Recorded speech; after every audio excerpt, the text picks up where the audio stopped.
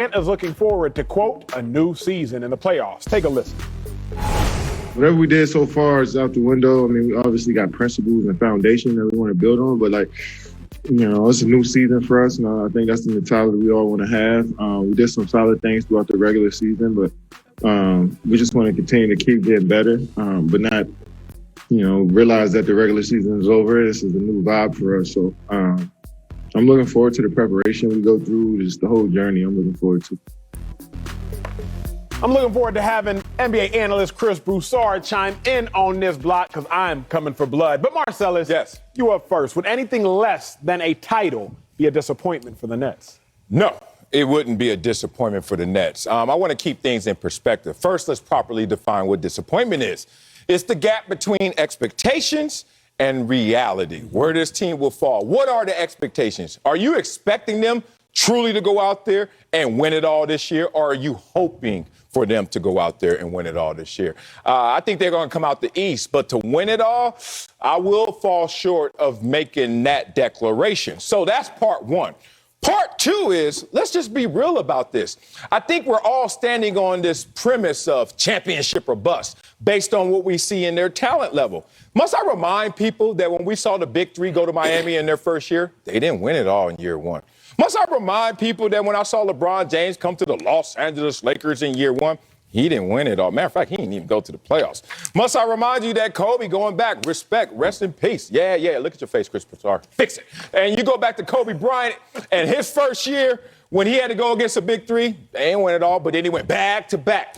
Point being is you don't have to win it in year one, even though people see the talent level that can contend for that same championship. So if you guys are going to push back on this, trust me, I got 2 pages of notes to come back with some more conviction. I ain't pushing back. I'm bringing a whole trailer back at you, big dog. Oh. Yes. It would be a huge, gigantic disappointment if the Brooklyn Nets did not win the title this year.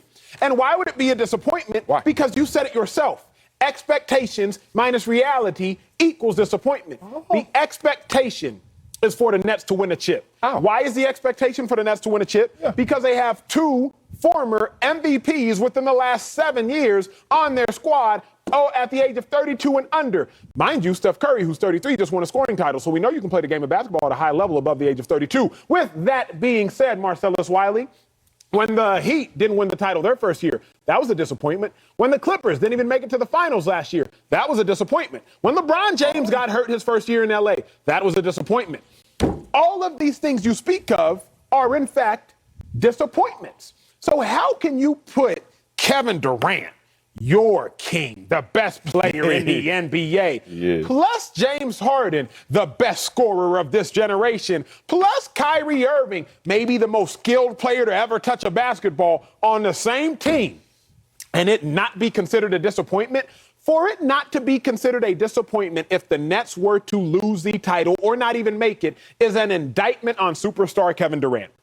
It is an indictment on Kevin Durant and his greatness if we were to say it is not a disappointment if the Nets lose a title. Why is it an indictment on Kevin Durant's greatness? Because statistically, or just with the eyeball test, Kevin Durant had significantly more help from his duo than LeBron James had from his duo with the Heat. Bring up the full screen as I talk it through, please. Ooh, my dog. James Harden and Kyrie Irving have significantly more points per game than Dwayne Wade and Chris Bosh have. James Harden and Kyrie Irving actually have more rebounds per game than Dwayne Wade and Chris Bosh have. James Harden and Kyrie Irving have significantly more assists per game, significantly, than Dwayne Wade and Chris Bosh have. So if we want to make the equivalency that Kevin Durant is currently as great as LeBron James, which I have to hear you make far too often on this set. Okay.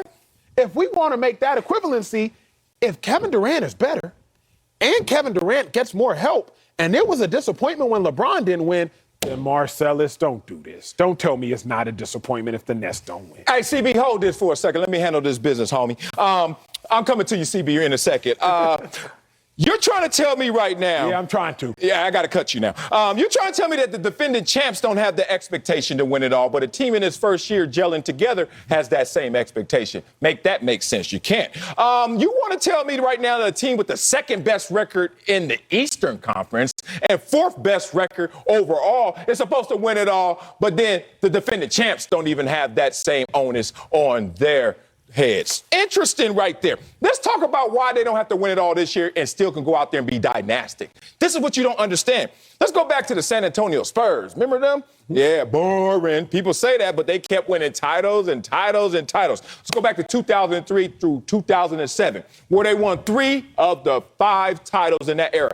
Then went 7 years just being good to great, not winning one again, and then pop, 2014 Heat. Here's another one for you. Point being, it doesn't have to happen instantaneously. It doesn't have to happen overnight. It doesn't have to happen in year 1. That's all I'm saying. That said, this team is going to be dynastic, whether it happens this year or going forward.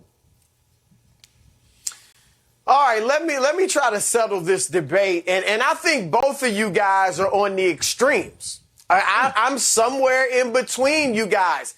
Obviously, Marcellus, it would be a disappointment if they don't win the championship. And yeah, some people are picking the Lakers. A couple are picking Philadelphia, maybe the Clippers. But there are a lot of people, including a lot of ex-NBA players that I've seen on television, that you've seen on television, who are saying they expect Brooklyn to win it all. I've talked to people in the NBA who think in this era of offense, where it's not as much about defense as it used to be, it's about offense that Brooklyn's got too much. So a lot of people are expecting them to win the championship. So it would definitely be a disappointment. To me, the debate is this.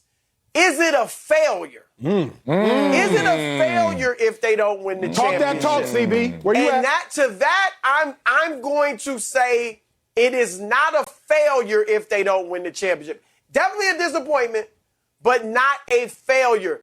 They do have things working against them, guys. They are attempting, as much as I like them, they are attempting to do something no other team in NBA history has ever done. And that is to win a championship with your 3 stars, really 3 superstars, playing 8 games together. 8 games. And you guys know this. It is harder to bring stars together or superstars together than it is role players. Because superstars are used to being the man. And when superstars link up with 2 other superstars, now everybody has to step back a little bit, defer a little bit, play a little differently than normal. And so it's tough to bring superstars together, right? It takes a little time. So 8 games generally isn't enough time. So because of that, they have, I won't even say a built-in excuse, but that would be a legitimate explanation if they don't win the championship. Now, you can use that same logic for if they lose to Milwaukee or if they lose to Philadelphia in the East.